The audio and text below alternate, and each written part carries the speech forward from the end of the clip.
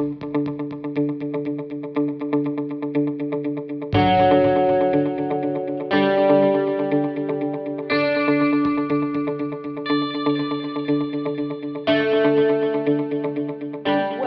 to the ClickFest Showcase for November the 12th. We're very excited to have you here again. We've got Toonworld, Greater Sydney Parklands, Australian Environmental Education and City Living Museums to share a series of short presentations. But first of all, I would like to pass on and introduce you to Mike from Toonworld for our first presentation today.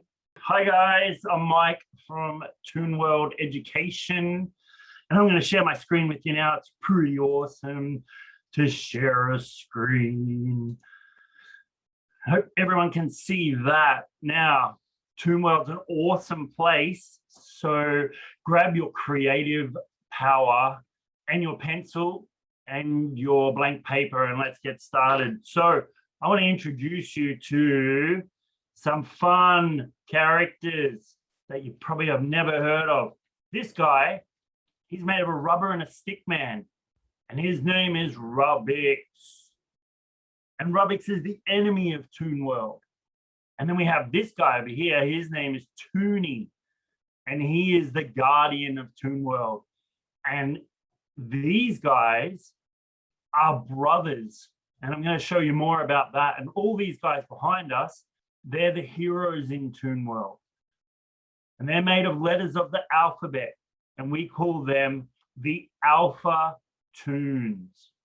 Now, all this will be explained in this awesome video. Have a look now.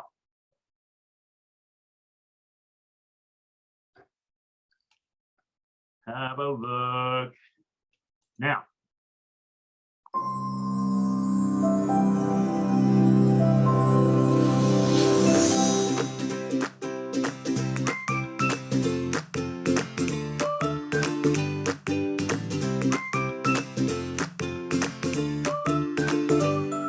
Hi, I'm Tooning, the Toon Master and Protector of Toonworld. Welcome to this magical land where all of your creativity comes to life.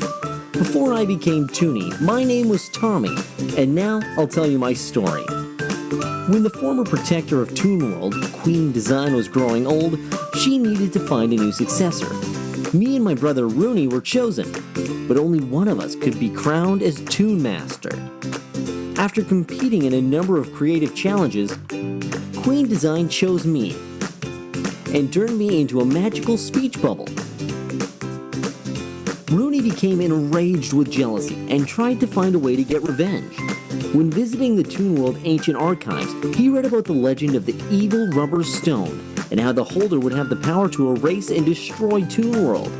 So Rooney hatched an evil plan to find the stone on the planet Rubicon, home of the stick people and the unwanted creations. When Rooney held the stone, he grew more powerful and evil, turning him into Rubix. I am Rubix, and I am going to rub you all out. He later became the leader of the stick people and went back to Toonworld and destroyed the land. To defend and rebuild Toonworld, I put the power of creativity inside a pencil, which I call the Sword of Destiny. And I decided to assemble an army of 26 creative warriors from all over the galaxy, which I call the Alpha Toons. And now, together with your help, we can defeat the enemy from destroying and erasing our creativity and imagination. Are you ready for the challenge?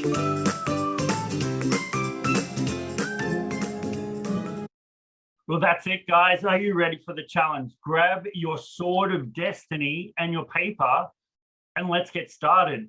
So inside the Sword of Destiny is what the enemy wants.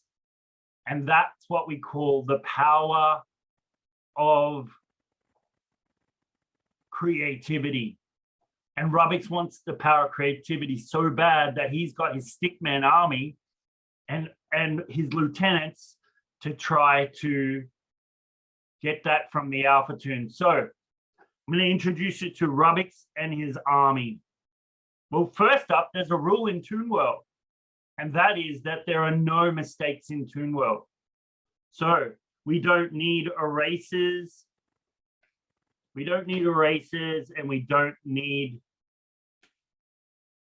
let me just grab that. Okay, so there's no mistakes in Toonworld, so there's no need for erasers. So if I was going to draw this really cool dog, and it's going to be the best dog ever, I'm just going to give him some ears. Oh, I'm really happy with this drawing. It's so good. Oh, I've ruined the drawing. No, I haven't. I just haven't tried to create it into something else. So maybe I'll try that. Instead of rubbing out, I'm going to go with the whole challenge that there are no mistakes. So let's see what I can create here. What's going to happen here? See what I can create.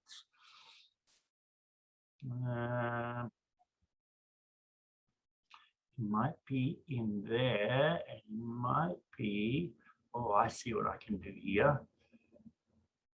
Look at this. I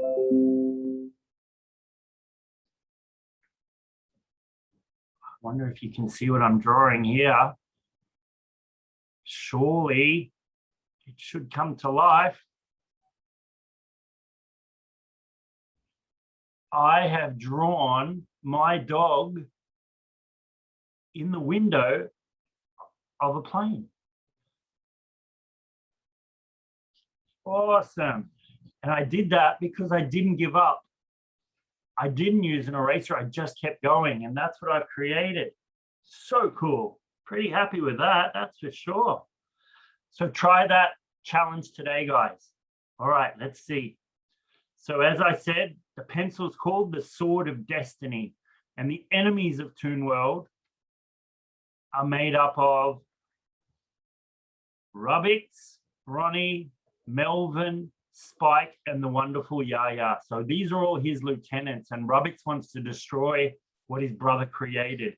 He wants to turn Toonworld into Rubicon, and he wants to do that by rubbing out all of the Toonworld characters. So let's continue. So the first drawing challenge we have is we need to create a most wanted poster for Rubbix. So follow me. Okay, I'm going to draw some circles for the eyes. Draw some of these. Now, you can move your dots all around the place to get different expressions. So today I'm going to put my dots over here. And this shows that we're looking behind. And then we have a mouth like this. Now, if in cartoon skills, if you have your mouth open and you can color in this area, it looks like he's talking. So a skill that we use is we write down what we're going to say, and then we put the speech bubble around it. Hi, I'm Rubbix, and I smell, because he does smell. And then what you can do is you can put the speech bubble around the writing. That's just a little tip for you. Now, you can put some things around Rubbix to give him a little bit more expression. You can have some sweat because he's obviously not happy to be on a wanted poster. And then we can put his name.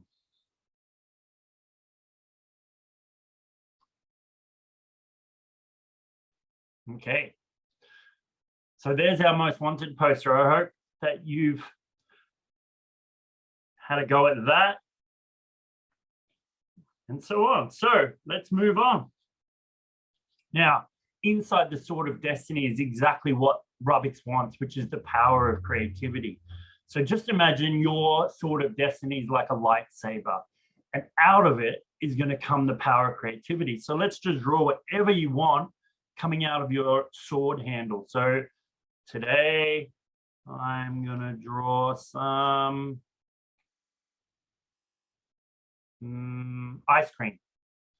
I'm going to draw some big,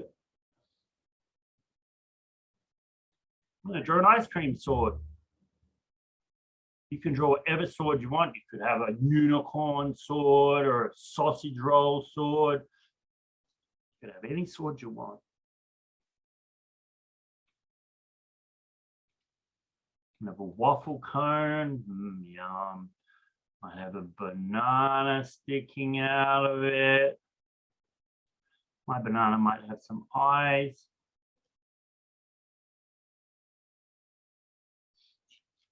Might have some flakes. Yum. Making me hungry now.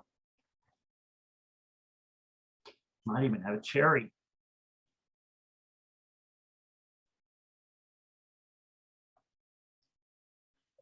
So there's an ice cream sword, but I can also have flowers coming out.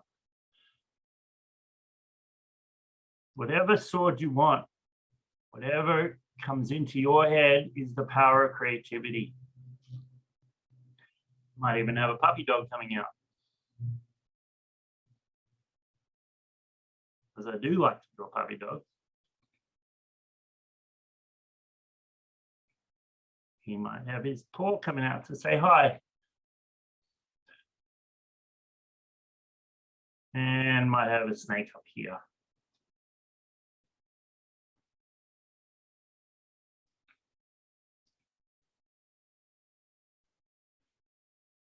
Have a big tongue. So that is my sword of destiny, showing what Rubik's wants, which is the power of creativity. Okay, now that we've got our sword of destiny, let's move on. Introducing all of the alpha tunes. The alpha tunes are made of letters of the alphabet, and today we are going to draw the eco warrior of Toonworld. Her name is Daisy the fish. Well, let's have a look at Daisy. Let's see what she's up to.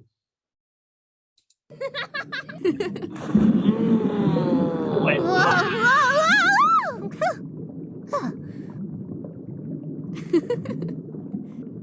she loves to muck around. She loves frolicking in the waters.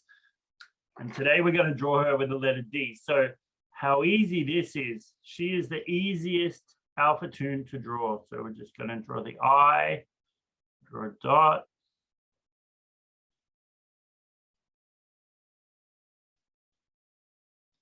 Got lots to get through, guys, so I apologize.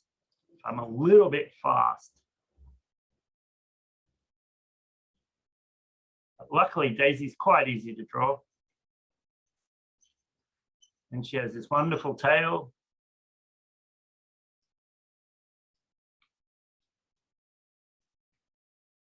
So there's Daisy with the letter D. And of course, all the alpha tunes need to defend Toonworld. They need their sword of destiny.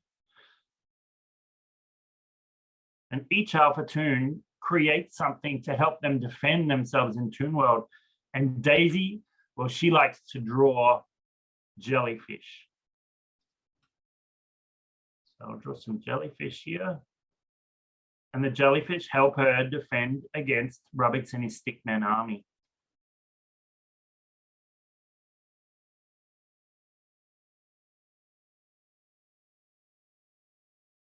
So there's one jellyfish, and this jellyfish actually likes to wear a bow tie and a top hat.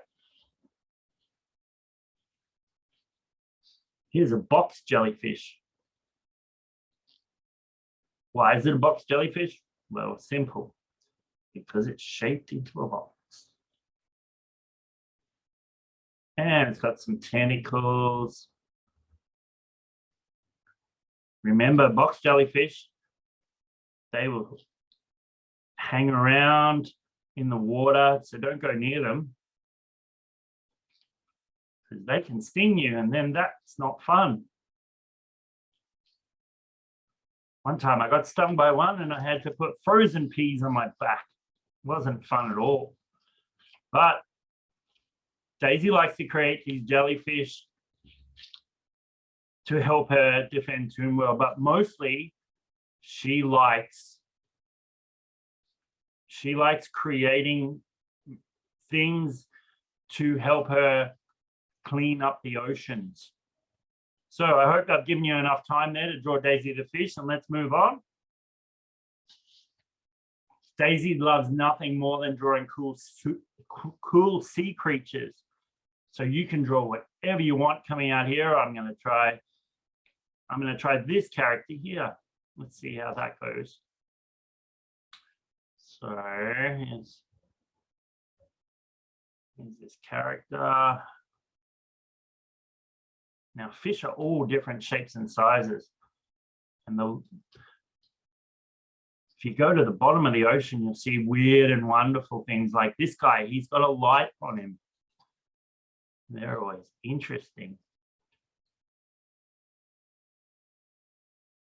Might have a couple here. Could even have a couple of teeth.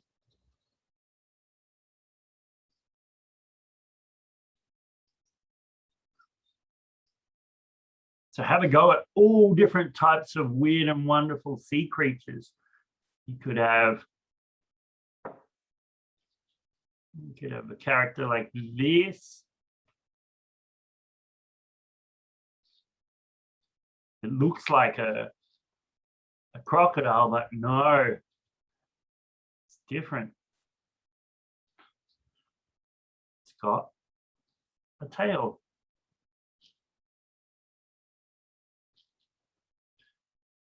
And maybe it's got some small legs. Try that character. Maybe one with a big nose. There's lots of different characters underneath in the ocean. Let's see what happens here.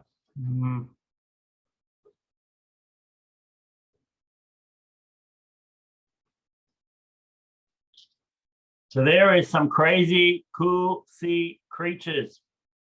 All right.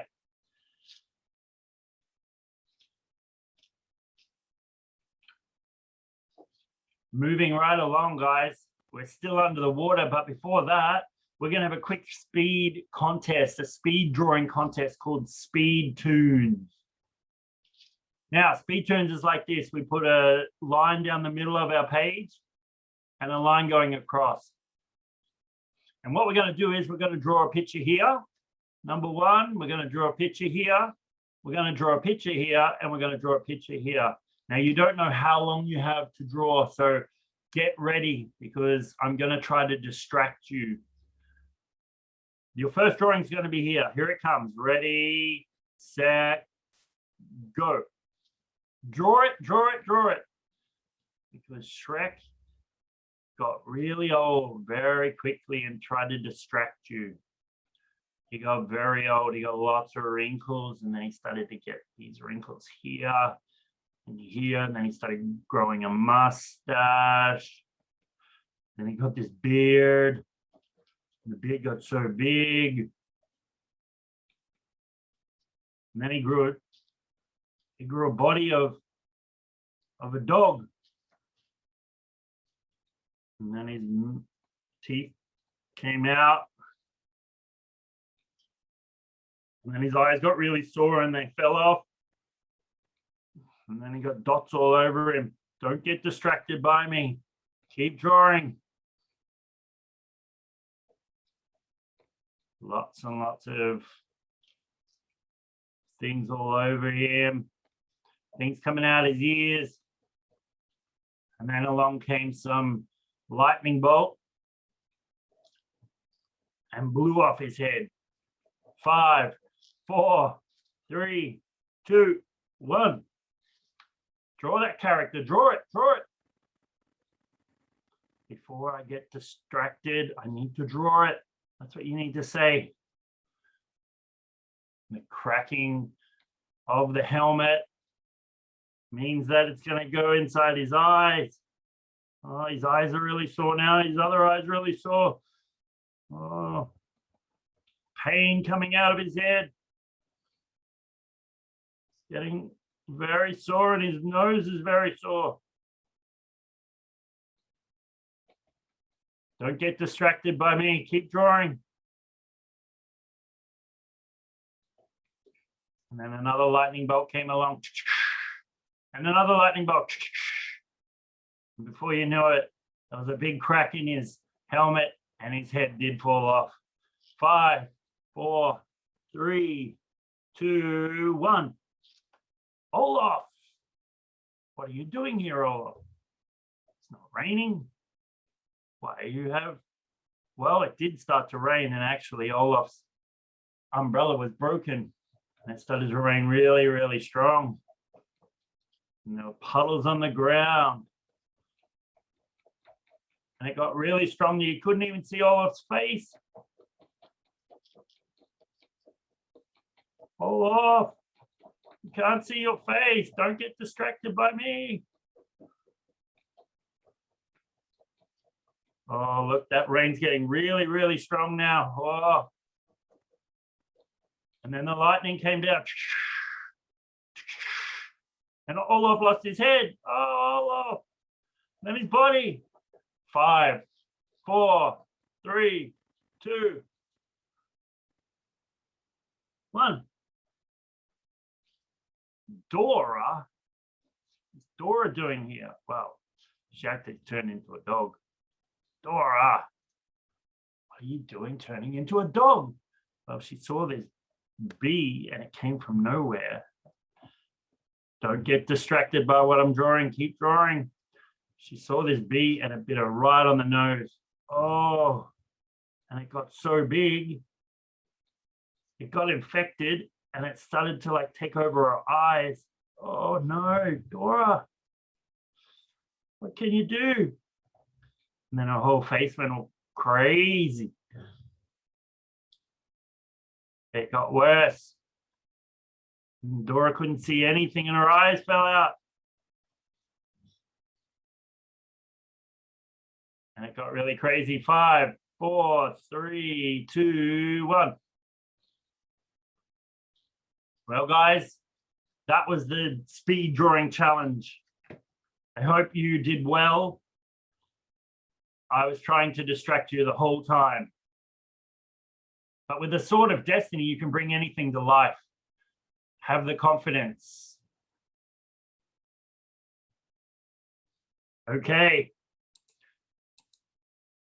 So we're back to Daisy and trying to get rid of all the rubbish that's in the underwater. Look at all the bottles and the cans. There's always oil and everything. What is she going to do? Oh no! The stick people already contaminated the river with toxic rubber waste. We need to find a way to clean the river. Oh. And also how to defeat this rubber monster.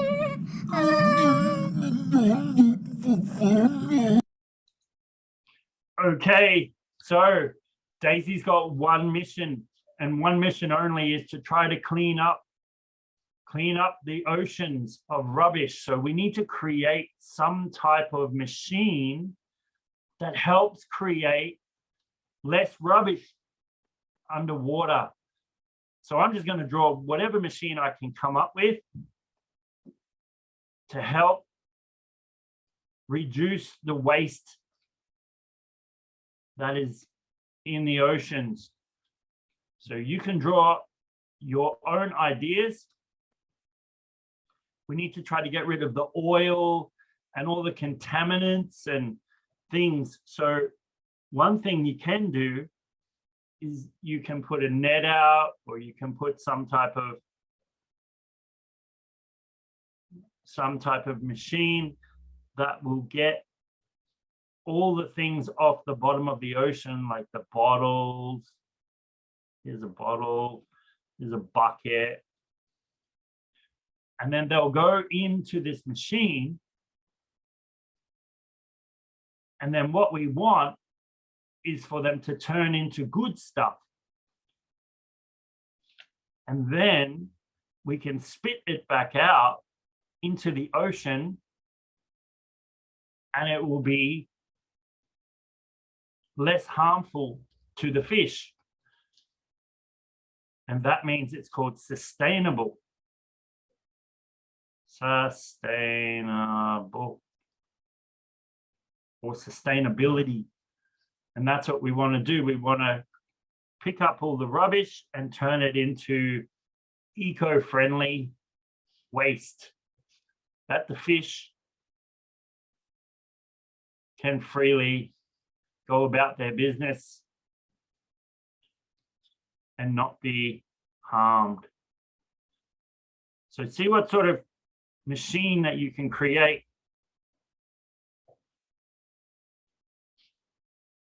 So I've just done a rough one here. Here's a big cylinder.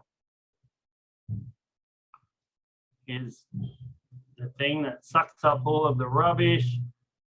There's some coral on the ground. And the fish are much better off. Here's just a cool way you can draw fish.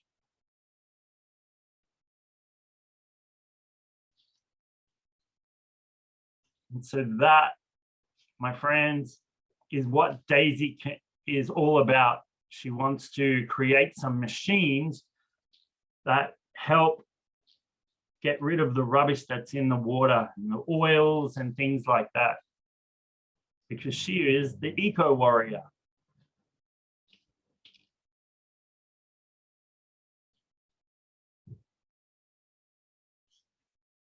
Okay, how are we doing, Karen?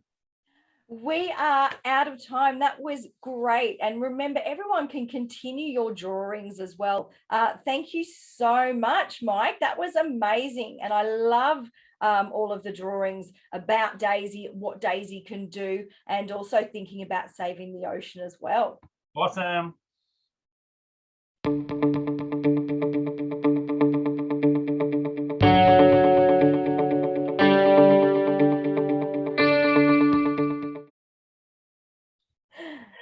Excellent. Well, I can see our next presenters are ready to take you on another journey. So thank you to Mike from Toonworld for that fabulous idea of thinking about creativity, no mistakes. It's all about what your ideas, what you can put on paper, and all of those things that you might think a mistake are really an opportunity to create something else. So I'll hand over now to Nicole and Dave from Greater Sydney Parklands to take you on an exploration of Dave's local park. I think he's at the moment. So I will hand over to them now. Good morning, everybody, and welcome to our excursion, or our virtual excursion. I'm joined today by Nicole. Would you like to say hi to Nicole? Nicole's going to be running our PowerPoint video in the background. But today, our virtual excursion is going to be about birds. It's called Flyover Friends. We've got a PowerPoint, which will be running at the same time. But part of what's great about virtual excursions is that if I can get outside and have a look around and introduce you to nature out where I am. So today, I'm not in Centennial Parklands. I'm in another park here in the eastern suburbs, but it's got a lot of the same features. I'm just going to swing around so you can see what's over my shoulder. Over my shoulder is this wonderful, wonderful wetland. And it's full of all sorts of fantastic birds. Wetlands like this are an awesome place for birds. And I want to tell you, as I was walking in today, a mother swan decided I'd come a little bit too close to her nest. So she came charging down the path at me, and I had to stick my selfie stick in front of myself to stop her from biting me. So sometimes in these sort of parks and in these sort of wetlands, you need to watch out for the birds as well as appreciating them. But I always like to start an excursion, whether it's one in real life or a virtual one like this, by talking about where I am. So today, I'm in Bidjigal country. I'm right next to Botany Bay down in southeastern Sydney. Centennial Park, where I normally do these type of things, is in Cadigal country. It's up towards Sydney Harbour. And I'd like to just give sort of respect to the elders past, present, and in the future who've been responsible for taking care of this land. So I'm going to go back to my PowerPoint now. you'll still be able to see me. Deborah. Corner. Oops. So today, our excursion is called Flyover Friends, and it's a virtual excursion all about birds. It's only one of a number of different virtual excursions you can do at Centennial Parklands. We've got ones about bats. We've got ones about birds. We've even got a theatre show, Snugglepot and Cuddlepie. So you can come and see that as well. Could you go on to the next slide, please, Nicole? So I'd like to ask everybody today, has anybody ever been to Centennial Parklands? Now, Nicole's going to be monitoring the chat there, and hopefully she'll be able to respond to any of your questions if any of them come. The first question I wanted to ask you is, what even is a bird? Now, birds are all different shapes and sizes. And around me here, I can see and hear birds of all different shapes and sizes. I can see somebody's answer by saying it's an animal with feathers and wings. And that's a fantastic answer. Behind me here, I can see tiny little birds. There are some welcome swallows swooping over the top of this pond, catching little insects.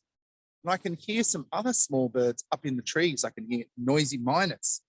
I even heard a pardalote before, which is a tiny, tiny wee little bird. There are also some very big birds here. One of them tried to bite me, like I told you. That's a great big black swan. I've also got ibises, some cormorants here beside me. So birds come in all different shapes and sizes. Can you go on to your next slide there, Nicole? So what makes a bird different? I'd like you guys to maybe respond by listing some of the special features of a bird. We've already got feathers and wings, and both of those I think are really special features of a bird, but they don't make the bird unique. Well, maybe the feathers do actually, but other animals have wings. What other features of birds set them apart? There's feathers, there's wings, there's the way they have their babies. Birds lay eggs. Thank you, Abby. They have feet. They definitely have feet. They have really unusual and different feet as well. Lots of different birds have very different feet. We're going to explore that in a little bit later. Birds have got scales as well. Anybody think where a bird's scales might be? They're very clever. On their feet. They definitely are. Something which not many people know is that feathers, those really characteristic features of birds, are actually adapted from scales. The ancestors of birds were dinosaurs. But long before dinosaurs became birds, evolved into birds, and developed the ability to fly, lots of dinosaurs changed their feathers, their scales, I mean, into feathers. Now, before they were used for flying, they think those feathers were used on dinosaurs to keep them warm for insulation. That's another really useful thing that birds' feathers do. Can we go on to the next slide, please, Nicole? T-Rex may have had feathers. Absolutely. There's another really interesting feature of birds, which is their hollow bones. So who can tell me what they think a bird's bones are hollow for?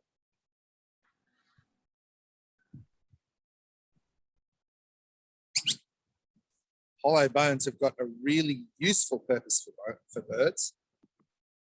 To be lighter, absolutely. So mammals like us, we have got big, thick bones full of bone marrow that are very, very strong to support our weight. By contrast, birds have got lightweight hollow bones. Somebody suggested to help them fly. And that's exactly why they think they have hollow bones. Now, a question is, don't they make the bird's bones weak? Well, they kind of do, but they have got a really interesting feature, which you can see here in this picture.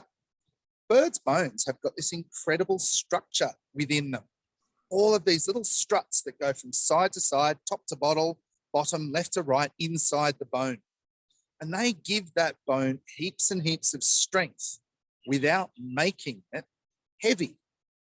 And as you can see, I've put up a picture of a bridge there because that's the type of structure which people have mimicked in a way when they're building bridges like this. A bridge which can be very, very strong, but also very, very lightweight. And going back to dinosaurs, some dinosaur fossils show that those enormous sauropod dinosaurs actually had similar structures inside their bones that birds do.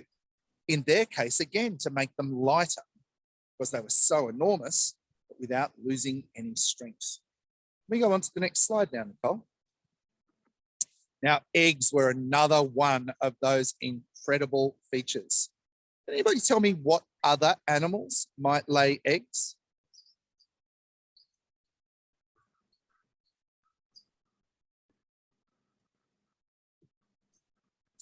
There are lots of animals on Earth that lay eggs, but birds, for the most part, have a really pretty unusual feature when they with their eggs. Some of the animals that lay eggs might include insects. Absolutely. What about fish? Fish lay eggs, frogs, even lots of reptiles lay eggs. And there's one type of mammal that lays an egg. Somebody's put it there, Ty's put it there. Monotremes, platypuses, and echidnas also lay eggs. But birds, unlike most fish, unlike most insects, take care of their eggs. They sit on them. They sit on them inside their nest to keep them warm. And when they hatch, they take care of their babies too. Are all birds reptiles? Well, that's a really interesting question. Dinosaurs aren't actually reptiles. Reptiles and dinosaurs separated from one another millions and millions of years ago. And in fact, reptiles predate dinosaurs. But dinosaurs weren't, strictly speaking, reptiles. They had lots of features in common with reptiles, but also lots of features that were very, very different in their bone structure. And birds have evolved from dinosaurs. One of the features birds have that they think dinosaurs might have shared that reptiles don't share is birds are warm-blooded. So, which bird do you think lays the biggest egg in the world? While you're thinking about that, how small do you think the smallest bird's egg in the world? An ostrich is the bird that lays the biggest egg, and one ostrich egg weighs the same as a dozen chicken eggs. Just that one egg. The world's smallest egg is named by a type of hummingbird. Absolutely, the bee hummingbird. And that egg weighs less than a quarter of the weight of a teaspoon of sugar. Now, there's a picture there of a bird from New Zealand. It's called a kiwi. And the kiwi lays the largest egg in relation to its size. That's a skeleton they've mounted showing how big the egg is inside the kiwi. And a kiwi laying an egg is like your mum giving birth to a first grader.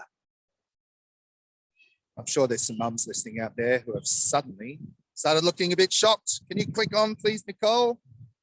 Poor kiwi. So we're going to go on to our next slide now. Let's talk about where does a bird even live? And maybe let's click on to our next slide straight away. There's a little game there you guys might be able to play if you ever do this excursion with us, but it asks you to link where birds live to where we find them in Centennial Parklands. Go on to the next slide, please, Nicole. And maybe we can click, I might change my video view. Can you just click onto me for a second, Nicole? I'm going to change my video view, hopefully, so you guys can see what I'm looking at. The first birds I wanted to talk about who have a habitat is birds that live in this water, wetland, pond habitat. We've got birds in front of me here. We've got some moorhens and some coots. They live here year round. But over there in the background, you can see some black ducks and even some, there was a duck just landed right next to me. He might think I'm going to feed him. There's ducks that live here all year round, but down the pond a little bit, I can see some ducks which have migrated here from Western New South Wales. I'm sorry if the picture quality is a little bit bad. It looks beautiful from my end. I'll try not to move my camera around too much. Birds use this habitat for different purposes as well. Over there behind that fountain, I can hear the trilling of some baby ibises. And all those ibises on those dead sticks down there are making nests. Up this way, I can see some pied cormorants as well. They're making nests too. I can see a mother pied cormorant sitting on a nest in a paperbark tree. So pied cormorants probably come from quite a long distance away to nest here. And there are also some diving ducks swimming around where I am today. Diving ducks like that migrate from Western New South Wales to the coast to take advantage of our ponds, especially when there's a drought. Some of them like it so much in Sydney that they never go home again. Where is this? This is a park called Sir Joseph Banks Park. I want to show you something funny over here. Underneath the trees here, I can see, you see those birds? They've found a piece of paperbark floating in the water and they're perching on it. But it's kind of floating around like it's a little island that they've found. And that's one of the great things about being able to do a virtual excursion like this outside. Sometimes I might be lucky enough to see something really interesting and respond to it for you. Just before, there was a great big water dragon hanging around here, and I'm standing here really quietly because hopefully he'll pop up. I've also seen some turtles pop up today. Let's go back to our slides, Nicole.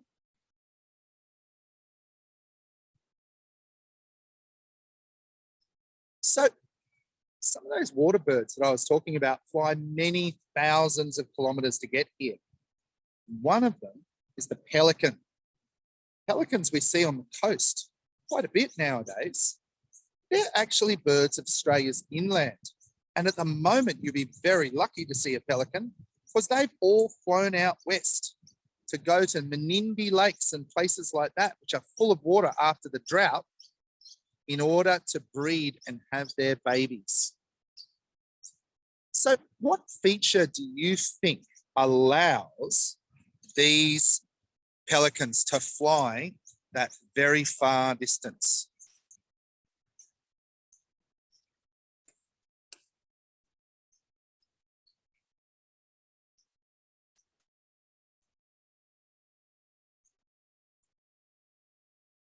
Well, it's pretty obvious in that photograph there.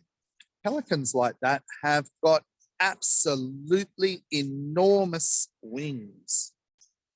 They use those wings to get right up high, very, very high in the air.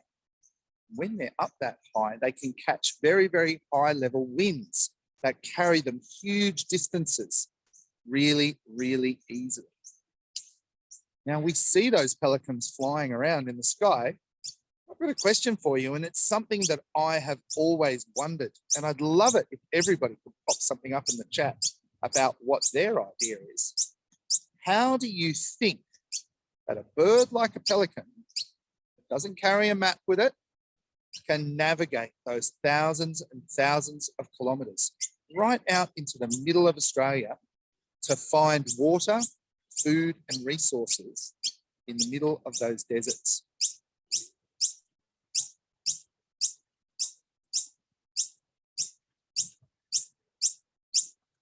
It's a question I think that lots and lots of scientists have been asking for a very, very long time. They use the Earth's magnetic field. Well, that's a really good hypothesis. And I think it's one that a lot of scientists share as well. That maybe in the same way that we can tell what way is up and what way is down by using sophisticated combination of the structures in our brains, that they actually are able to read the Earth's magnetic field and navigate by it. Now, somebody else has said it takes note of where it is and it remembers. Other people are saying that maybe they are able to pick landmarks because they can see from so far up above. And I think that might be true as well. Pelicans are actually a very long-lived bird. They don't just live for a couple of years like a little noisy miner. They live for many tens of years. So it's absolutely possible that a great big bird like that is able to remember where it's going and potentially even teach its children or teach other juvenile pelicans who follow along in their flocks. So that's another really good hypothesis, I think. The answer to it really is nobody knows. It's one of those fantastic mysteries in the natural world that we really haven't been able to solve yet. Can you switch on to the next slide, please, Nicole? Now, we were talking about birds' feet before. All of the water birds around me here have got a fantastic feature that's helping them move around in the water. Can anybody suggest what that feature might be?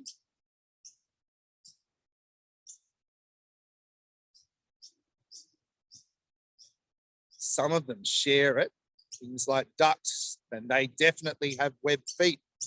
Interestingly, oh, wow. If Nicole can put it onto my, just stop sharing screen for a second. I've got somebody to show you.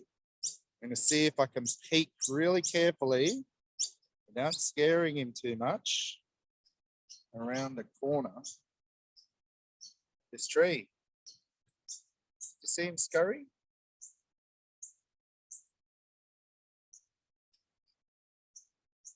Down here on the edge of the water is a little water dragon.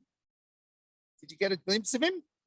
He jumped into the water and he swam away right underneath the water. Let's go back to our slide again, please, Nicole.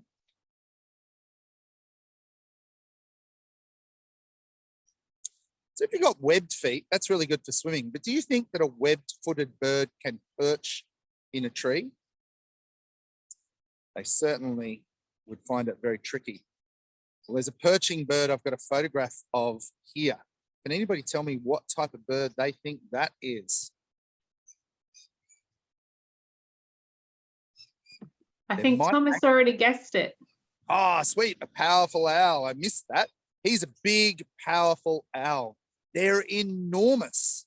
They can be up to sort of 500, 600 millimeters, so 50 or 60 centimeters tall. And they have perching feet, but their perching feet are also used for something else. Who can suggest what those giant feet in that picture with the big yellow toes might be used for? Catching prey. Absolutely, that's what they're for. There's actually quite a few powerful owls living around here in the eastern suburbs where I live.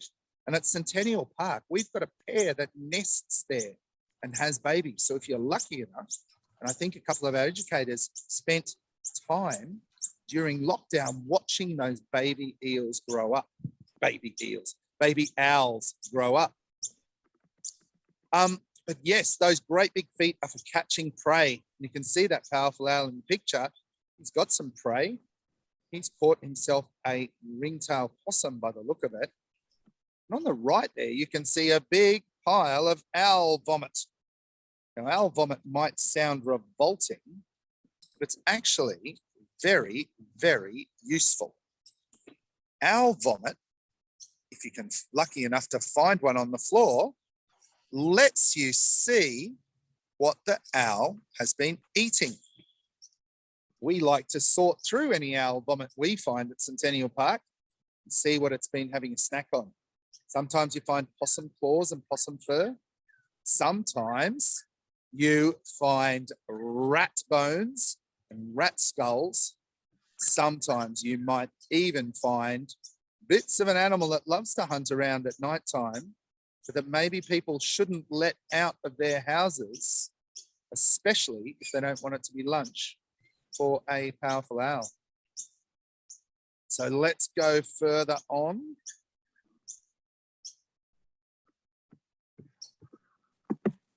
So I'm giving you guys a bit of a quick abridged version of our long excursion today. And I wanted to conclude talking about what is that bird even doing?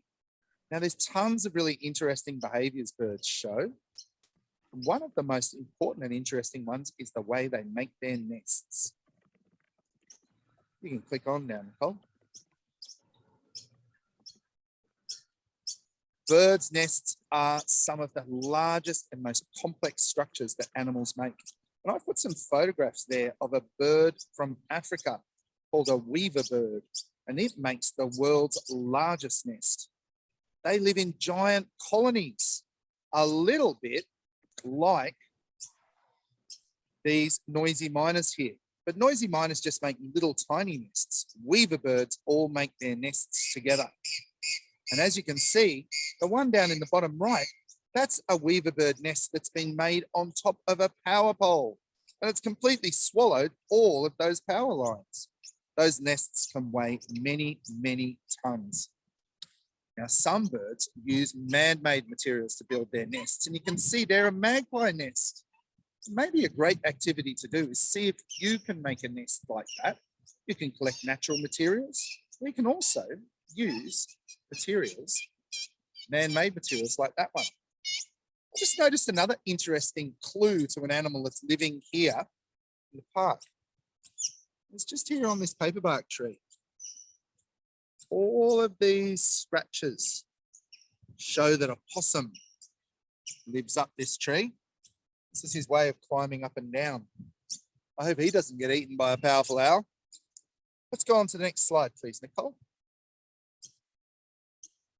Now, when birds are nesting, sometimes they can be a little bit fierce and scary. They can be quite vulnerable to predators. And magpies like this one in this fantastic photo are notorious swoopers. Did you know that a magpie that's swooping is only protecting its nest? And it's only doing it because at some stage in its life, a person has been mean to it. Did you get swooped the other day, Barry? Well, I've got a little video here which Nicole can click through to you, and it's a clue of how you might be able to stop magpies from swooping you. Magpies make that beautiful, beautiful song. But did you know that if you imitate the song, magpies will get curious about you and will come right up to you and see what you're doing?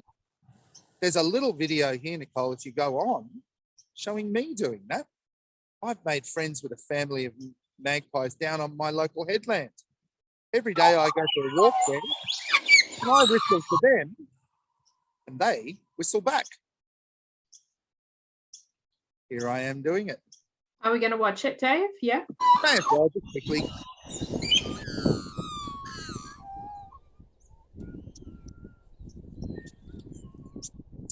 So that's a really clever way that you can use to make friends with your magpie. Now, our virtual excursion is nearly over today. Just before we go, I wanted to just leave you with some bird language. When we do the longer excursion, we teach you to speak the language of a noisy miner. Can you guys hear the noisy miner that's calling in the background here? We sure can. That's making a little tip, tip, tip, tip sound. Well, that sound is a sound that a baby noisy miner makes while it's following its mum around wanting its dinner. You see through there on a branch, you can see the baby noisy miner. singing, singing, and singing. There he goes, flying away because I got a little bit too close. Well, that's one piece of noisy minor language. But let's play the first one, Nicole. This is some noisy minor language that says, you annoy us, go away.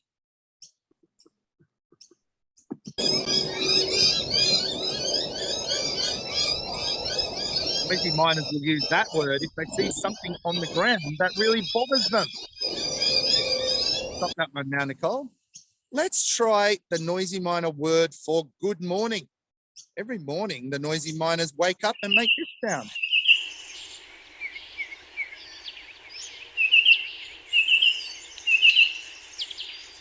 That's my alarm clock every day. Just before the sun goes up, I listen to the noisy miners making that sound.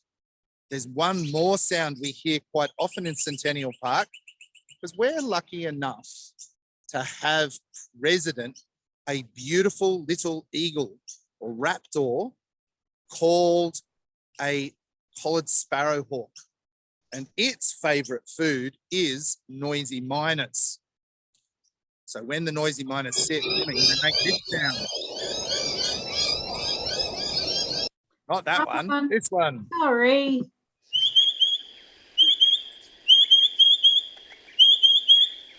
So if you're ever outside in a park, you know what's really interesting? I'm playing this sound on my phone and all of the noisy miners have flown over to look at me. And they're all sitting in the trees up above me because they heard that sound. I just found in a tree, I was observing the noisy miners, and I might leave you with this just before we go. But here in this tree, I just found a nest that the noisy miner's in the process of building. I was just watching the noisy miner carrying pieces of grass to put into his nest. So I think that's all the time we've got all the time we have time for today. Is that right, Nicole? Yeah, that's right. Thank you so much, Dave. Thank you, everybody. And as I said, if there's other virtual excursions you might be interested with, I'm going to leave you with something else fascinating I just found. It's not a bird. It grows out of the ground, comes out of the ground just after rain like this. And it is totally weird. Check that out. That is an amazing find, Dave. They are so cool. That's an earth star. If you put your nose up to it, it smells, it's a type of mushroom, but it smells like rotting meat and it's attracting flies. Well, thank you so much. Thank you, Karen. I hope you enjoyed that. And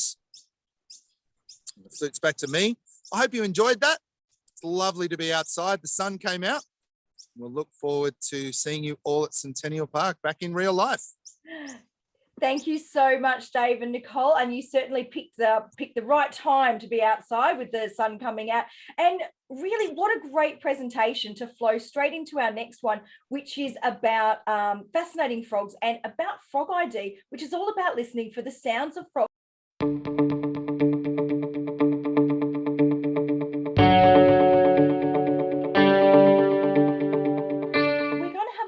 Exploration about frogs, what frogs are, why they're important, and how we can find out what frogs are in our local area. And as I mentioned, it is all about the calls. Sometimes it is really hard to find frogs and actually to see them, but we often are hearing them calling.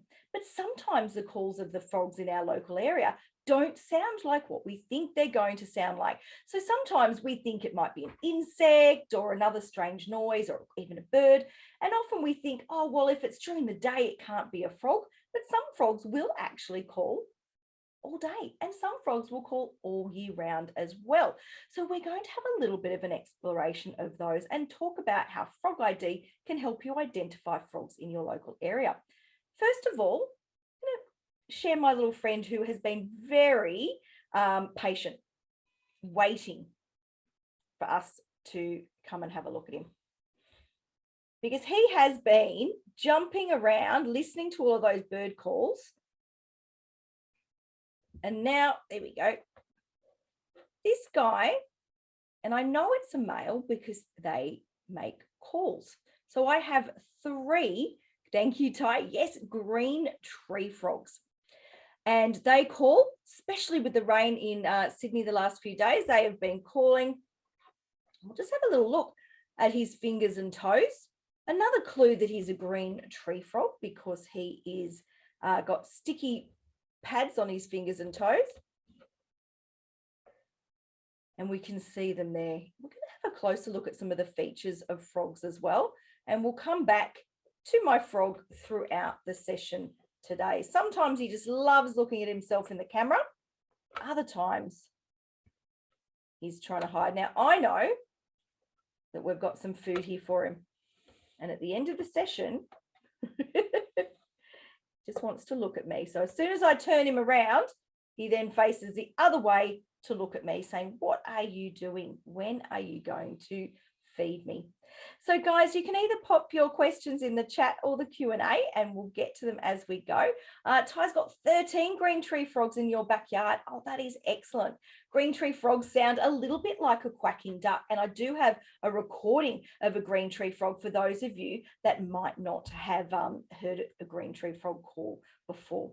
So what I'll do now is share some of our slides, and we will have a look at some of the features of frogs and then talk more about how to create a frog-friendly environment and how to use Frog ID to understand the frogs in your local area. So the first thing we're going to look at is a frog life cycle, or the amphibian life cycle, because it is really important understanding how frogs are living. And we do describe, the word amphibian actually means 2 ways of living, because they spend the first part of their life as tadpoles, living underwater, actually breathing air through gills, and then they develop lungs and live the rest of their life on land. But frogs always need to stay close to water for part of their life cycle because they need to lay their eggs in wet or moist environments. But we have frogs across Australia living in all environments. We have frogs living in the desert, the rainforest, our cold alpine areas, and even in your very own backyard. But understanding that frog life cycle is really important. If there's no water sources around, you're not going to have as many frogs in that area because there's nowhere for them to lay their eggs. And when we think about different frog habitats and creating frog-friendly backyards, frog-friendly schools, and frog-friendly local areas, it's important to think about water as well. Oh, we've got someone else here that's got some striped marsh frogs and Perrin's tree frogs. Oh, well, we're going to look at the Perrin's tree frog in a moment as well. So the first thing I want you to have a think about is feet. These are a whole lot of slides of frog feet. Now, we can see that there are how many toes? If anyone wants to pop up in the chat for me. And we've got lots of different colours helping them camouflage, but also different styles of feet, some with longer toes and no webbing, some with those sticky pads as well. And this is really important when we think about different places that frogs are living. So we have 5 toes on the frog's feet. But if we move to the frog's hands, how many fingers can we see? Again, lots of different styles of feet, short stumpy fingers, long fingers with sticky pads, long toes, good for digging. And all of the frogs have only 4 fingers. So 4 fingers and 5 toes. Now, these photos have come from Dr. Jodie Rowley from the Australian Museum, who's an amphibian biologist and who is the lead scientist behind Frog ID. Now, one of the key signs that you do have frogs living in your area is the sound, and frogs making sometimes chirping, bleating, croaking, all sorts of different sounds. And again, 240 different species of frogs in Australia means that there are 240 different frog calls. Every species has a call unique to them. And that's why it's one of the ways that we can identify frogs from what they sound like and not always from what they look like. Now, I'd like to just point out here, we've got the vocal sac of the frog. Now, when I was young, I thought it was just an extra bit of skin, that it wasn't really a living part. It was like, I always thought, blowing a bubble. But we can see here that it is a living part of the frog, a living part of the tissue, and it extends, but when they're not croaking, it actually sits kind of flat along their body here. The frogs will make the sound by pulling air through their nostrils, and they actually pull it into their body and then push it back out into the vocal sac. And sometimes it doesn't completely go down when they're calling, but they can make such incredible sounds and such a big variety just with that vocal sac. And it's the males calling, looking for a female. Now, this is a frog in my backyard. Now, this is pretty close to my house, and this particular frog loves hiding in my barbecue. Not a very safe place for a frog to hide, so I often have to rescue the frog before we use the barbecue and move it into my garden. Now, this is a Perrin's tree frog, which is one of the, with the Frog ID results, about the third most commonly recorded frog, and it's found all the way down the east coast of Australia. I love this picture here because we can see the features really well. We've got these circles here sitting behind the eyes, and they're actually the frog's ears. So really different if we think about our ears, very, very different design and style. They're really just like, almost like that eardrum, that they're picking up the vibrations. We've got our nostrils here. Remember, the adult frogs are breathing air, breathing in oxygen. We can see that this one here with those sticky pads does like to climb as well. Now, I've created a little frog habitat near my barbecue to try to encourage my frog to live in there and not in the barbecue, but I'm always very careful before I turn it on. This is a green tree frog. This is a really big green tree frog, and I love this photo here because we can really see the size of the frog's mouth. So if we think about where our mouth starts, ours are very small, whereas the frog's mouth starts about where their ears are. So if we put your fingers where your ears are, under your ears, and imagine drawing a line all the way, that is how big your mouth would be if you're a frog. And frogs will pretty much eat anything that they can put in their mouth. So sometimes they're eating things that are way too big. And frogs will actually use their eyeballs to help swallow. So they'll actually push their food down by closing and pushing their eyes in their mouth. And hopefully we'll see our frog doing that in a moment when I feed him. But let's listen to the call of this frog first.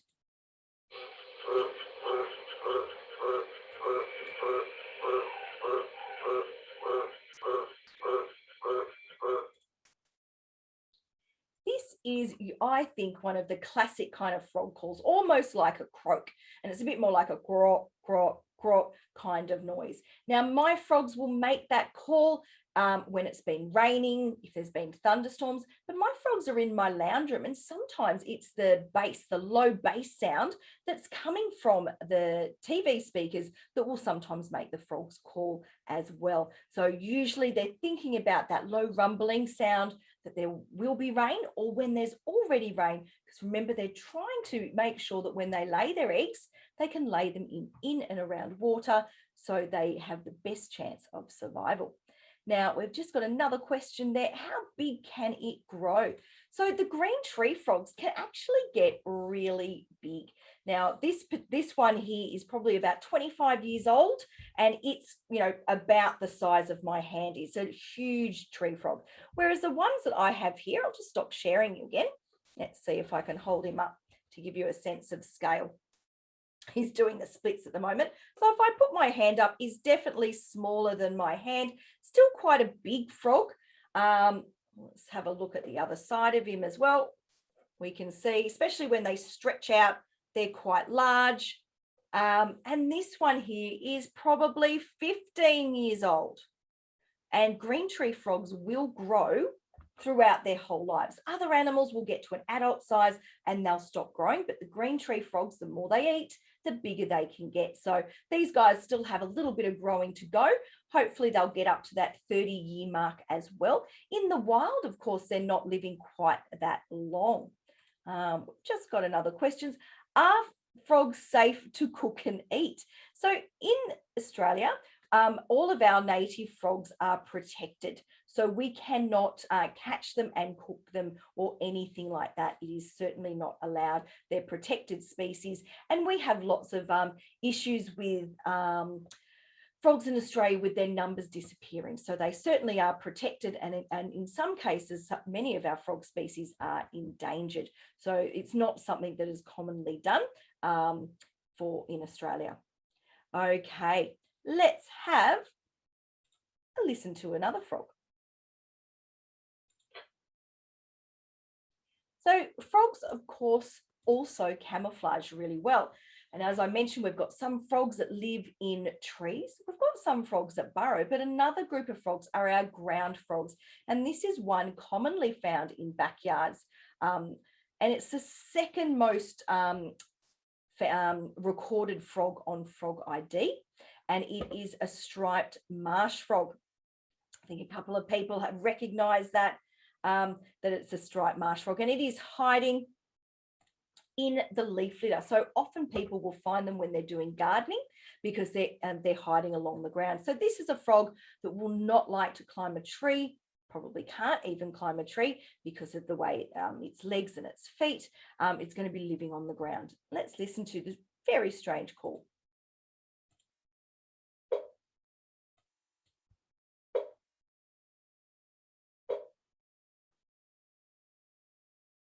So this particular frog has a real talking sound.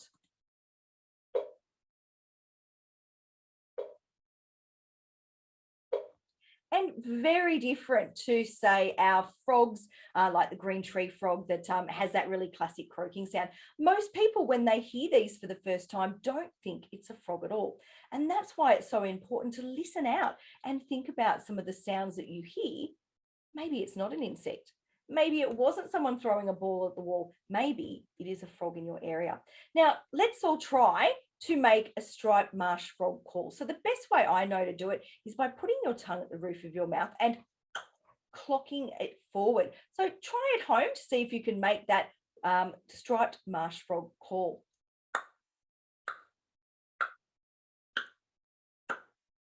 Now, this is a particular type of frog. Hopefully you could make that call as well. That is often found calling during the day. So not always just at night. And let's have a look at some of our habitats. So there's many ways that you can think about creating frog-friendly habitats. And one of the best ways is to actually use Frog ID to do some research. So either using the Frog ID app where you can record the frog calls and then they get sent to the Australian Museum to be identified, or you can use the website to research the frogs that could be found in your area. Are they tree frogs? Are they ground frogs? Are they burrowing frogs? Depending on where you live across Australia, there is a big variety of frog species that could be near you. And you can actually set your location in the app and it will tell you the frogs most likely that you can hear. So you can listen to the frogs online. You can look at the maps that show you where they could be. You can look at pictures of them. You may have seen one before. And then it gives you an idea what kind of habitats are right for you. So this is my backyard. I've created a frog pond. Now, I was really lucky. Well, not lucky because we had a broken pipe in our backyard and we were digging a hole to try to find where that pipe was. After it was all repaired, I was like, oh, I've got a really big hole in my backyard now. I'm going to make a frog pond. So I didn't have to dig a frog pond from scratch. But it's important when you are building frog ponds that you think about sun, food, shelter, and water. So I've got lots of these native grasses, Dianella, that's creating shade for my pond. I've got plants in my pond, and I've got lots lots of rocks and twigs around it as well, because most frogs can't swim very well. So you don't want to have a really deep pond where they can't get out the side. So having branches and rocks provide safe places for them to hide in and around the water, but also a safe way to get out of the pond. Now, you might not have a backyard. You might live in a balcony. You might have a smaller backyard or it be an apartment. And you might want to think about what you can do in your local area. So thinking about cleaning up when you go for a walk in the park, removing rubbish means that your natural environment can become a better frog environment. If you've got a smaller space, you can also do these ponds called above ground ponds. This one here has got a cork in it so it doesn't leak. It's got plants, sticks and branches for frogs to come in and out, and frogs can lay their eggs in there and move on. Some frogs will lay their eggs in things as small as dog bowls or little saucers around the edge of pot plants. Some frogs are not fussy at all. Another type of environment are these ones called frog hotels or frog tubes. So this is one here. This is one that I'm trying to encourage my Perrin's tree frog to move into instead of my barbecue. So I've got different size PVC pipes, so different diameters as well for different size frogs. There's also some plants at the front there called bromeliads that often hold water that frogs quite like to live around. And make sure that whatever container you're using, you put holes in the bottom so it doesn't fill up with water. That was my mistake when I made my first one. You can also just use long lengths of tube or bamboo and attach them straight to a tree, or even push them into the soil and you can just have them separate as frog tubes. Lots of different ways. Now, depending on the frogs that you have in your local area will depend on which kind of habitat they like. Now, just before we go back to have a look at my live frog and hopefully see if he'll have something to eat, I want to talk to you about Frog ID Week. So Frog ID is a free app that you can download to your phone. So ask your parents or your own phone, depending if you have one.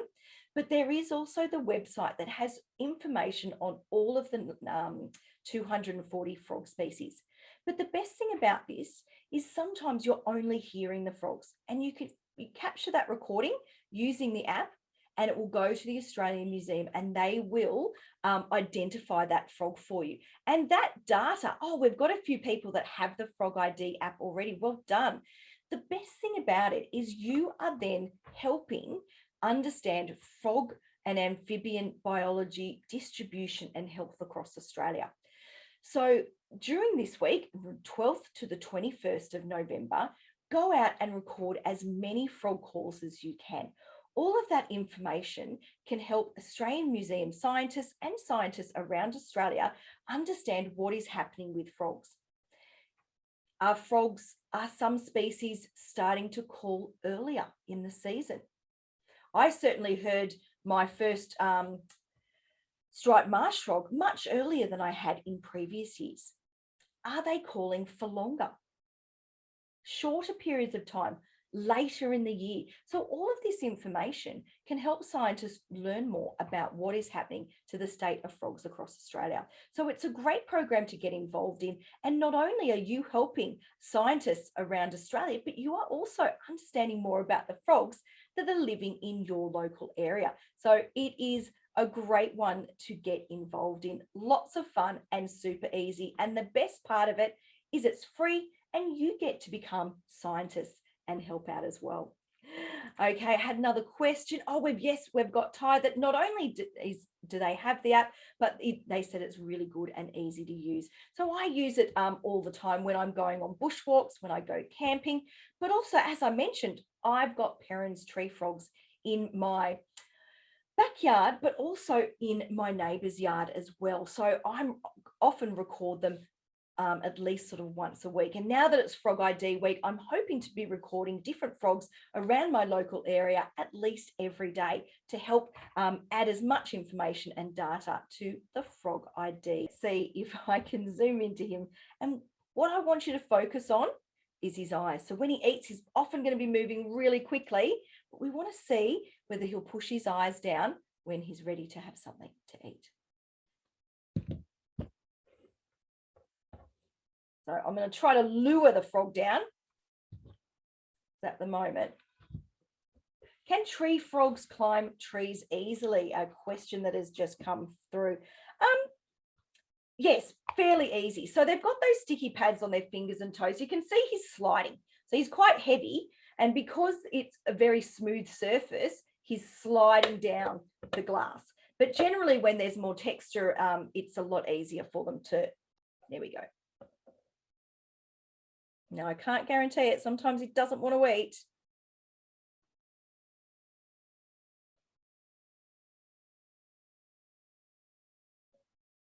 Oh, I don't think he's going to do it for us. Now, what I might do is share a video later on of the frog, of my tree frog actually eating. So, of course, today he's not interested. I'm going to try one more.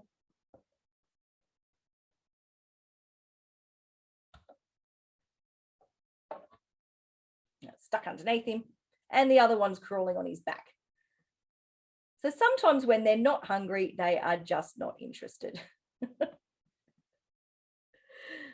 So one of the things that's really important with frogs as well is that you don't pick them up. I'm just going to leave it on here because we never know what this guy's going to do today.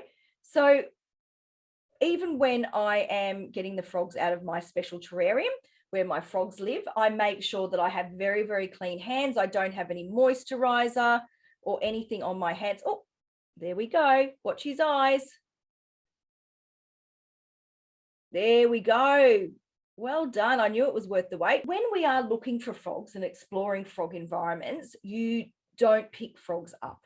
So especially there are some diseases that can get passed on with frogs. There's one called chytrid fungus, and it actually stops the frog's skin being able to absorb air and moisture, and they dry out, and it's quite bad for them. So that can get passed on. So if you were in one area and they had that fungus and then went to another frog area, it can actually get passed on. So that's why we make sure that we are listening for our frogs instead, and we are not going out and picking them up. But yeah, by being able to record those frog calls and listening is such a great way to discover the frogs that are living in your local area. What is the biggest frog species? In Australia, probably the green tree frog is our biggest frog species. And the cane toad is the biggest sort of one because it's introduced. So it's a toad, not a frog, but it's certainly the largest one that we have in Australia. But the green tree frogs would be the largest native one. Okay, thank you so much, everyone, for joining me for the fascinating frog workshop. And remember, Frog ID is on at the moment. So guys, thank you so much for joining me. And our next presentation will be coming up in just a few moments.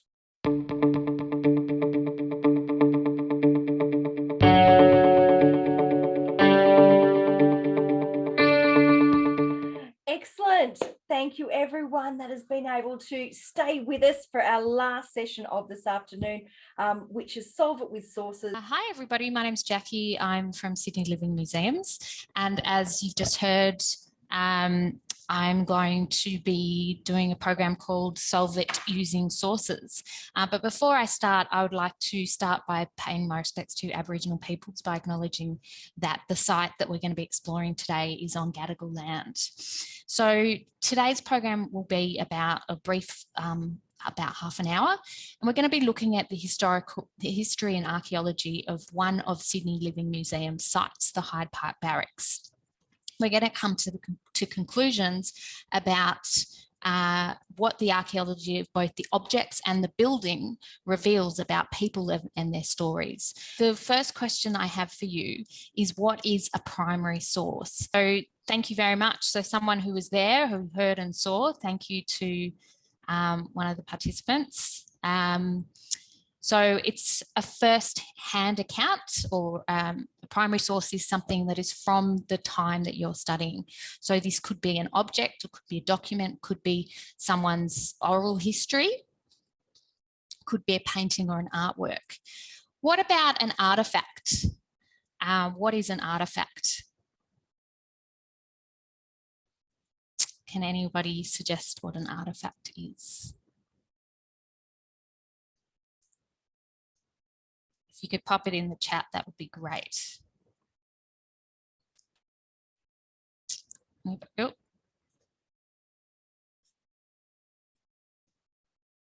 Okay. Something very old.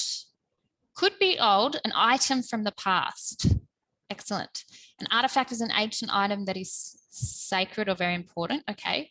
So an artifact is something from the past. It is something that is made by or used by humans from the past. Okay. It doesn't have to be from the ancient past. It doesn't have to be from, you know, thousands of years ago. It could be from 20 years ago. It could be from 100 years ago.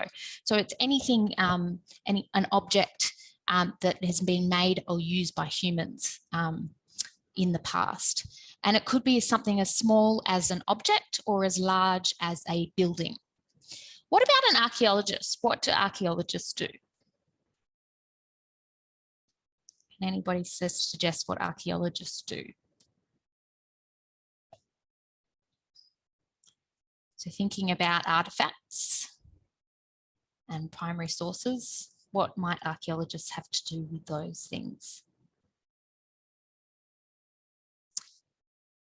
Very good. Okay, thank you. So they study artifacts, they discover artifacts, okay?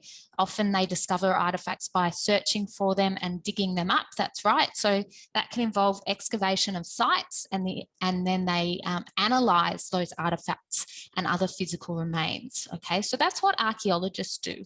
Historians, on the other hand, primarily study written sources like documents, books and maps and pictures. They don't usually uncover objects, but they may discover original written material, okay? So the archaeologists and historians often work together, and we're going to look at the process that archaeologists and historians used at the Hyde Park Barracks. So I'm going to share my screen now, so just bear with me while I switch to sharing my screen. And I'm going to show you a painting first up of the Hyde Park Barracks. Hopefully you can see a red screen. But this is the Hyde Park Barracks, and it's a painting from 1820. Now, the Hyde Park Barracks is a United Nations heritage listed site about convict history. So I'm sure you remember studying about convict history previously, but just to remind us that convicts were people who had committed a crime and been transported to Australia as punishment. They usually came from the United Kingdom. The first convicts sailed to New South Wales with the first fleet in 1788, and they kept coming for another 80 years, and they became the workforce integral to the building of Sydney, of early Sydney. The Hyde Park Barracks was opened in 1819 as accommodation for male convicts. It wasn't designed as a prison, but as a place where convicts lived when they weren't working. Now, about 50,000 convicts passed through here, and up to 1,200 convicts could be staying here at a time. Let's now look at a short video which reveals the processes used by the archaeologists who worked at the Hyde Park Barracks. I'm standing here outside the Hyde Park Barracks. Now, this site is United Nations Heritage listed because of its significance to convict history. And at the heart of this museum is its internationally significant collection of objects. Let's go inside and have a look at some of those. When we walk on these creaky floorboards, keep in mind that the floor beneath our feet once hid an astonishing treasure trove of lost and discarded objects. Now, whether they were dropped or hidden or swept through the cracks in the floorboards, these objects reflect the passage of thousands of people through this building since it first opened in 1819 as a dormitory for convicts. So the Hyde Park Barracks served as accommodation for almost 70 years, first housing male convicts and later immigrants and destitute women. In 1979, the government decided to convert this building into a museum. So builders began by lifting up these floorboards, and at first glance, what they saw looked like smelly rat's nests like this one and this other apparent rubbish. Mummified rats like this one sat along all these other objects. These objects, for example, were found in this area where I'm sitting. As more floorboards were lifted, the labourers began noticing individual items, such as this shirt. Well, this is a replica of a fully intact convict shirt that was found, and other items that made it clear that this was not run-of-the-mill rubbish. So work halted, and they brought archaeologists to come here and take a closer look. So a large archaeological dig was set up by the government and archaeologists, and there were also an army of 250 volunteers who began digging for artefacts here at the barracks. Have a look at these images showing the process of digging up these sources. The archaeologists took a number of steps as part of this dig. First, they did a site survey, as you can see in this image, to decide where to dig. So you can see here some of the 56 trenches that were dug across the buildings and the courtyards of the Hyde Park Barracks. Then you can see here excavation began. Now in the excavation, archaeologists dug down through the soil layer by layer to find and recover any artefacts.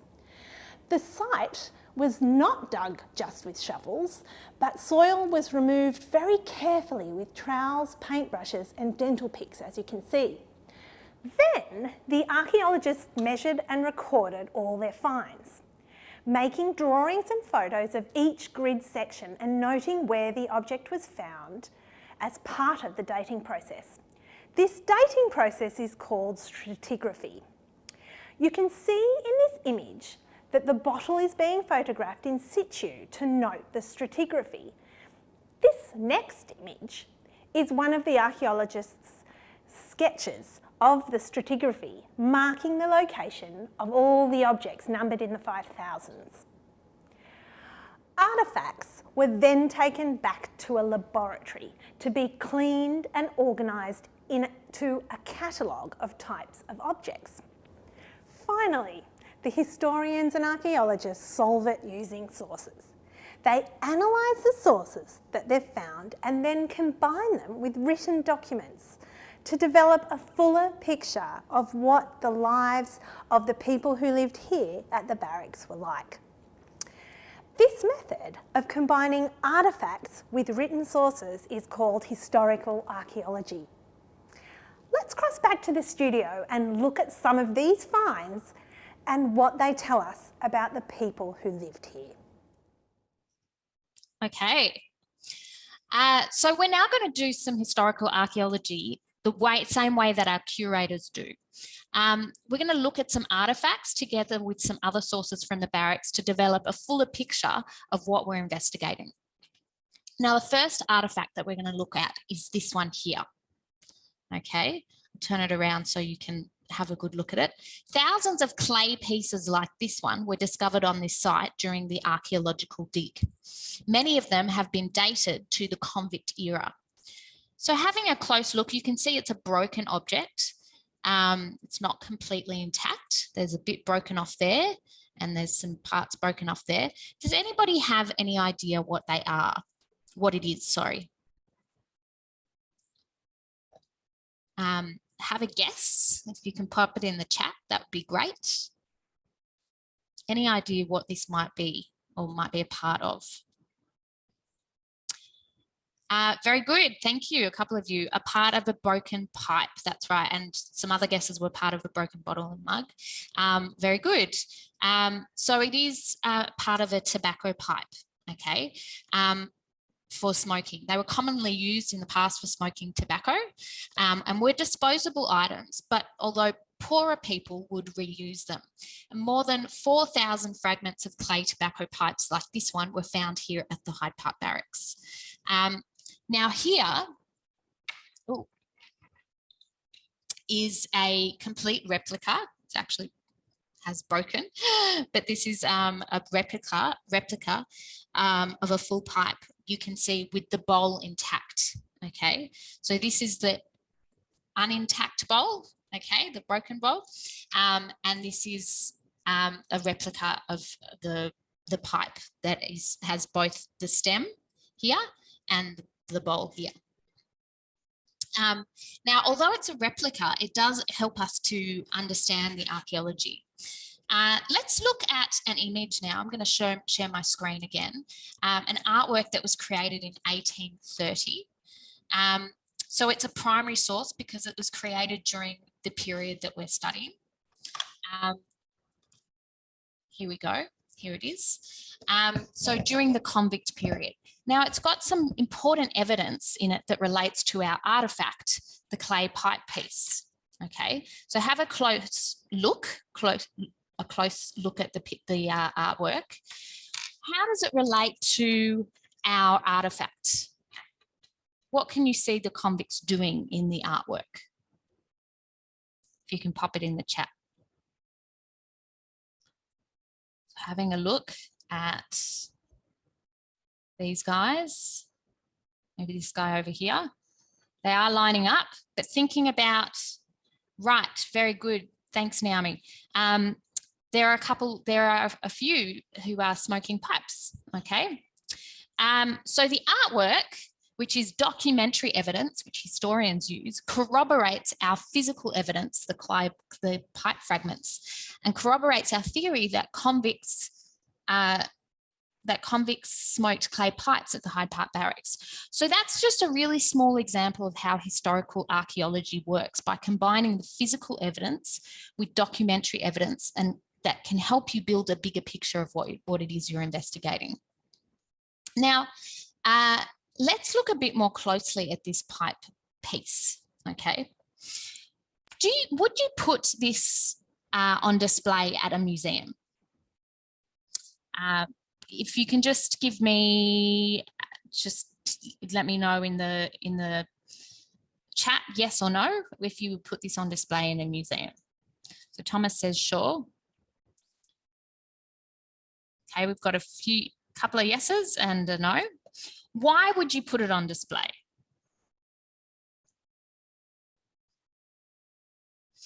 Why would you put it on display?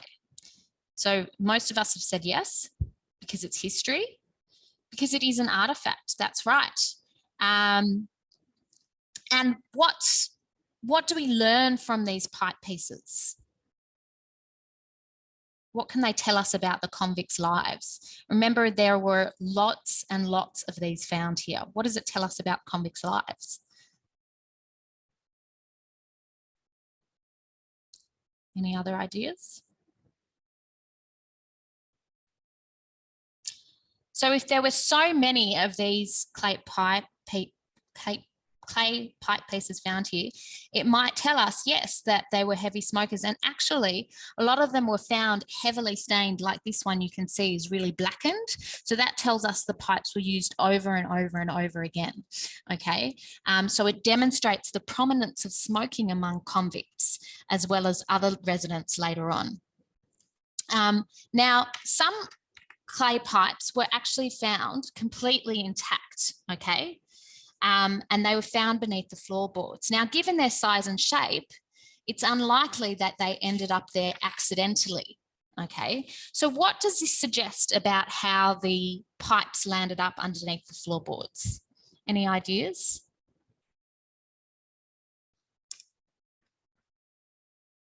How would these pipes have gotten there? Thank you, Naomi. That's right, they were hidden. So they were deliberately hidden for later retrieval. The convicts put them there, yeah. So the fact that they were hidden tells us that they were of value to the convicts, okay? Even though clay pipes like these ones were actually worth not worth a high monetary value at the time. They were quite cheap and easy to get a hold of. For the convicts, they were worth a lot. And we think about the convicts, you know, didn't earn money generally. And so to get your hands on something that costs money, that would be something that was really highly valued to you. Another common artifact that was found here are bones. Now, we're going to have a look at a couple of different bones now. Here is a small bone piece. Okay. What initial questions would we ask about bones? And I'll just let you know, these are not human bones. Okay. So what questions would we ask when we find bones? Not human bones. Or what might we suggest about them?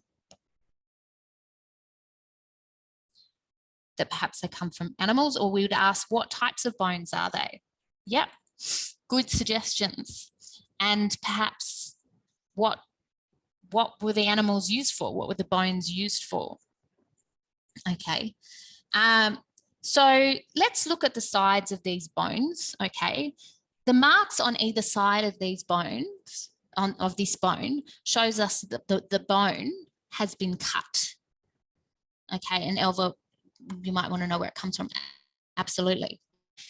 So this shows us it's been cut into smaller portions, okay, for cooking, probably. So it tells us that something's been done to this bone. What's been done to this bone? Does anyone have an idea? I might have already given it away. It's been cut, yes.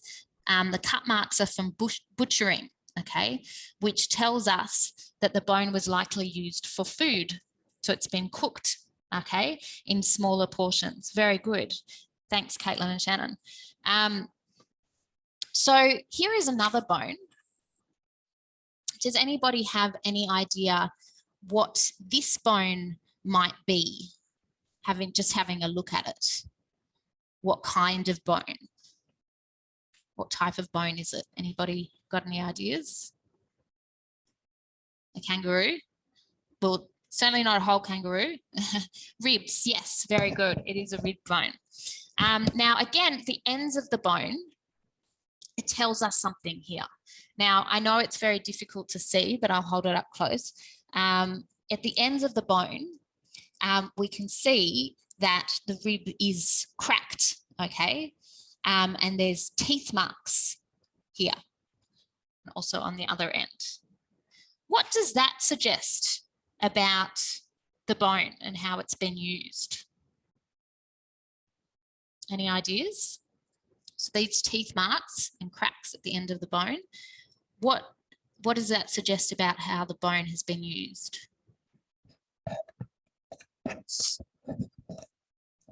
It's been chewed or it's been gnawed on, yes. And what might they be trying to get out of the bone? Marrow, very good. Okay, excellent. So people would suck the marrow out of the bone to increase their nutrient intake. Okay, now by looking at these two bone pieces, what kind of meat do you think the convicts were eating? What kind of meat do you think the convicts were eating? Just from having a look at these two bone pieces. Perhaps beef, so cow. Any other suggestions? Not very good quality, perhaps pork. Anything else? Big animals, okay. Kangaroo or wombat. Good suggestions, everybody. Okay, so they're great suggestions, but let's use historical archaeology to confirm the kind of meat that the convicts ate. What other sources could we look at? What other sources of information we could look at? Could we look at for information about what type of meat convicts were eating?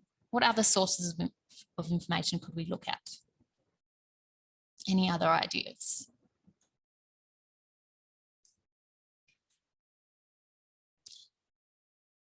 Well, how do we know they brought sheep? So what sources tell us that there were sheep or there were beef or there was pork? What can we look at? Written sources, paintings. Yep, very good. Any other suggestions? All right. Well, we are going to have a look at a written source. okay? A source that we found that tells us a bit about what the convicts ate. So I'm going to share that with you now. This is a newspaper announcement about convict rations as it was set by Governor Macquarie in 1820. This newspaper announcement was from the Sydney Gazette, which was the newspaper at the time. So from looking at these records, at this newspaper announcement, it shows all that people accessing the government stores, including convicts, received as weekly, what they received as weekly rations. So what meat can you see listed? What types of meat can you see listed? And again, just pop it in the chat.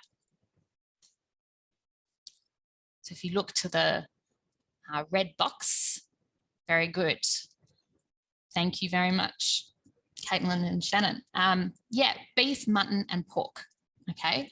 So for the convicts of the barracks, this weekly ration would have been served to them in daily portions, organised by the superintendent. And convicts at the barracks received 2 meals a day. So again, that's a bit of historical archaeology. We're combining the bone fragments with a written source, okay, to investigate what the convicts ate. Okay, we're going to do one more source study now to do with the convicts, and this is to do with convict rules and regulations. Just bear with me one moment. So we're going to do some more historical archaeology using sources from the barracks. This source study, as I said, is about rules and regulations. In this source that you can see in source A is an excerpt from an 1825 booklet used by the Hyde Park Barracks superintendent. It's effectively a rule book, and it outlined the procedures for the daily administration of the barracks. This is rule number 23.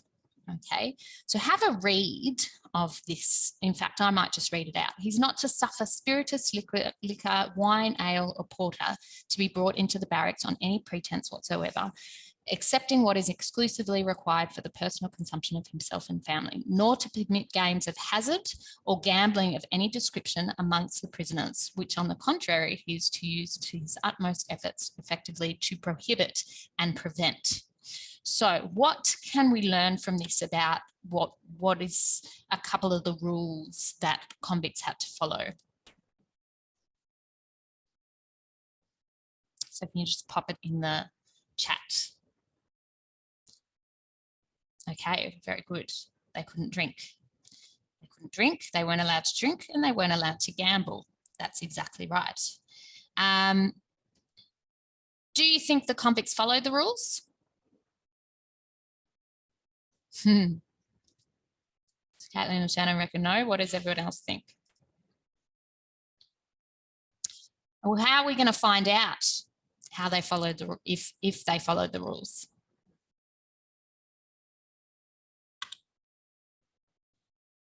How are we going to find out?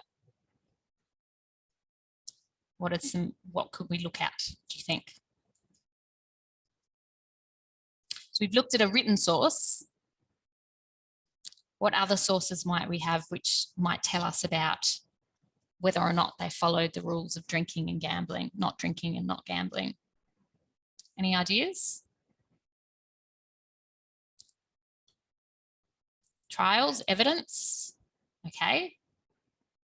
Well, we're going to look at some physical evidence, okay.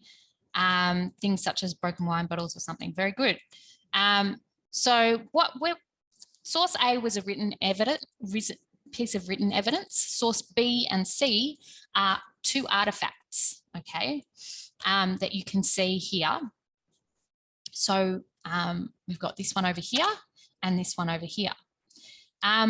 What do these objects suggest about the lives of the artifacts, of the convicts at the barracks? What do these artifacts tell us about the life of convicts at the barracks? In terms of what they did in their free time, perhaps. You can just pop it in the chat. Yeah, I know it's obvious. They did exactly gamble and drink. Yeah. So what conclusion can we draw when combining the documentary source? So we've got the documentary source, which says they weren't allowed to drink and gamble. And then we've got the physical evidence, okay, where we've got this handmade alcohol bottle and these handmade gaming tokens that they improvised, made out of bones, okay. What conclusions can we draw? That they were naughty convicts? What else? Can you elaborate on that? Yeah, that they didn't necessarily follow the rules, okay? And what this also suggests to us is that we can't just look at a written source only or a piece of physical evidence only to draw conclusions about the lives of convicts or you know, the lives of people from the past. We have to combine them, okay? Because one piece of evidence doesn't give us the whole story. So that's why we do source studies where we combine written evidence with artifacts, okay?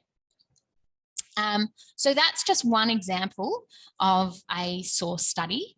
And we have another one for you on our website, which you can do after this is finished, which will be finished, which I've come to the end very shortly. Does anybody have any questions before I go? You can just pop them in the chat. Thanks for the smiley face.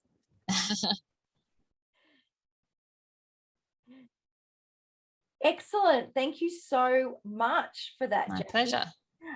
We had some wonderful questions come through as well. I'll just let you finish up. Yep. So how many convicts were at the barracks? About 50,000 convicts passed through altogether.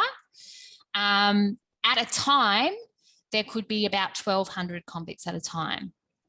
How much percent of convicts were there? I'm not quite sure what that question means.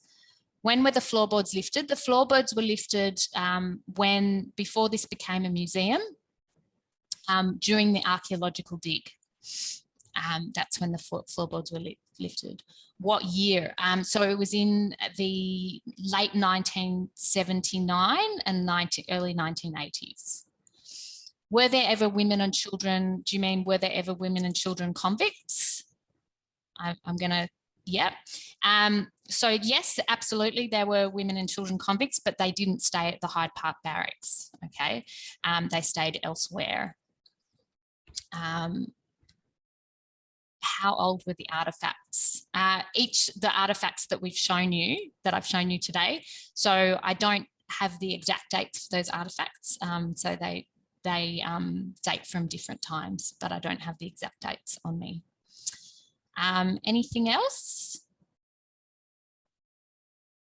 The youngest convict in Australia was 9 years old. Poor kid. Yeah, actually, the youngest convict sent to Australia was actually 7 when they left. But the youngest convict we had here at the barracks was 9 years old, okay?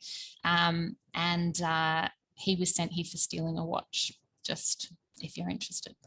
Anyway, it looks like we've come to the end of our time. Did you want to ask me anything else?